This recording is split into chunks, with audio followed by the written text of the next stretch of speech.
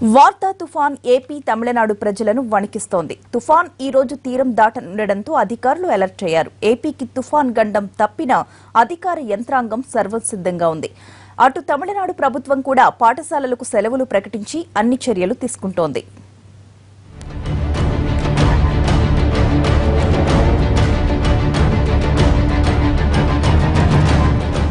ఆగ్నేయ బంగాళాఖాతంలో ఏర్పడిన వార్తా తుపాను నైరుతి దిశగా కదులుతోంది. ఏపీని వణికించిన తుపాను నెమ్మదిగా చెన్నై దిశ మళ్లింది. తుపాను మధ్యాహ్నం శ్రీహరికోట చెన్నై మధ్య తీరం దాటే అవకాశం ఉందని వాతావరణ శాఖ అంచనా వేస్తోంది. అతి తీవ్ర తుపానుగా ఉన్న వార్త నెమ్మదిగా బలహీనపడుతోందని వాతావరణ శాఖ వర్గాలు తెలిపాయి. తుపాను ప్రభావంతో తీరం వెంబడి గంటకు 40 నుంచి 50 కిలోమీటర్ల వేగంతో గాలులు వీస్తున్నాయి.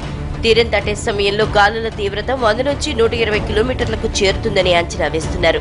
ముందు జాగ్రత్తగా కృష్ణపట్నం పోర్టులో 7వ నెంబర్, మచిలీపట్నం, నిజాంపట్నం పోర్టులలో 5వ నెంబర్, విశాఖ, గంగవరం, కాకినాడ పోర్టులలో 2వ ప్రమాద హెచ్చరిక జారీ చేశారు. కోస్తాంధ్రకు 36 గంటల పాటు వర్ష సూచన ప్రకటించారు. తుపాను ప్రభావంతో సముద్రం అల్లకల్లోలంగా మారింది. చలిగాలుల ప్రభావం పెరిగింది. వార్తతో ఆంధ్రప్రదేశ్లోని కోస్తాంధ్ర జిల్లాల అధికారులు అప్రమత్తమయ్యారు. మత్స్యకారులు ఎవరూ సముద్రంలో చేపల వేటలకు వెళ్లొద్దని హెచ్చరికలు జారీ చేశారు. కృష్ణా, గుంటూరు, ప్రకాశం, నెల్లూరు, చిత్తూరు జిల్లాలపై తుపాను ప్రభావం చూపనుంది. అయితే నెల్లూరు జిల్లాపై అధికంగా ఉండే అవకాశం ఉందని ప్రభుత్వం అంచనా వేస్తోంది. దీంతో 12 మండలాల ప్రజల్ని ఇప్పటికే అప్రమత్తం చేశారు. సహాయక చర్యల కోసం 3 NDRF బృందాలు జిల్లాకు చేరుకున్నాయి. తుపాను తీరం దాటే సమయంలో సూళ్లూరుపేట, గూడూరు నియోజకవర్గాల్లో 5 గంటల వ్యవధిలోనే 17 సెంటీమీటర్ల వర్షపాతం నమోదయ్యే అవకాశం ఉన్నట్లు అధికారులు చెబుతున్నారు. అధికారులు 24 గంటలు అందుబాటులో ఉండాలని జిల్లా కలెక్టర్ ఆదేశించారు. వార్తా తుపాన్ ప్రభావం, సహాయ పునరావాస చర్యలపై సీఎం చంద్రబాబు ఉన్నత స్థాయి సమీక్ష జరిపారు.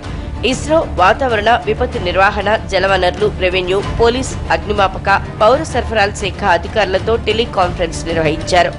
వార్తా తుపాను చెన్నై, శ్రీహరికోట మధ్య తీరాన్ని తాకే అవకాశం ఉందని ఇస్రో వాతావరణ శాఖ అధికారులు సీఎంకు వివరించారు. నెల్లూరు, చిత్తూరు జిల్లాల్లో 13వ తేదీ మధ్యాహ్నం భారీ వర్షాలు కురిసే అవకాశం ఉందని, అనంతపురం, కడప, ప్రకాశం జిల్లాల్లో ఓ మోస్తరు వర్షాలు కురిసే అవకాశం ఉందని తెలిపారు. తుపాను ప్రభావిత జిల్లాల్లో చేపట్టిన సహాయక చర్యల్ని అడిగి తెలుసుకున్న సీఎం చంద్రబాబు అధికారులను సమన్వయంతో పనిచేయాలని సూచించారు.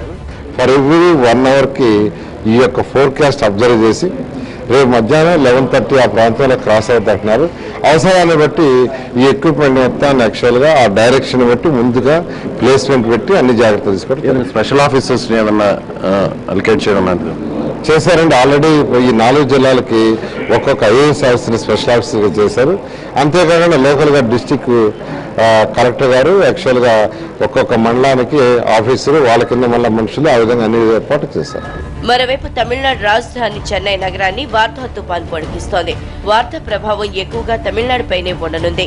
తిరువల్లూరు, కాంచీపురం జిల్లాల్లో సముద్రం అల్లకల్లోలంగా మారింది. దీంతో అక్కడి అధికారులు అప్రమత్తమయ్యారు. ముఖ్యమంత్రి పన్నీరు సెల్వం రాష్ట్ర విపత్తు నివారణ బృందంతో సమావేశమై పరిస్థితిని సమీక్షించారు. తీర ప్రాంత ప్రజల్ని సురక్షిత ప్రాంతాలకు తరలిస్తున్నారు.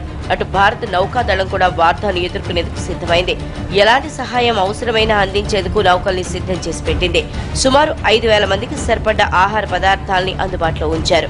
వరదల్లో చిక్కుకుపోయే వారిని రబ్బర్ బోట్ల ద్వారా రక్షించేందుకు 30 ప్రత్యేక బృందాల్ని సిద్ధం చేశారు. వార్తా తీవ్రత దృష్ట్యా తమిళనాడు ప్రభుత్వం సోమవారం సెలవు ప్రకటించింది.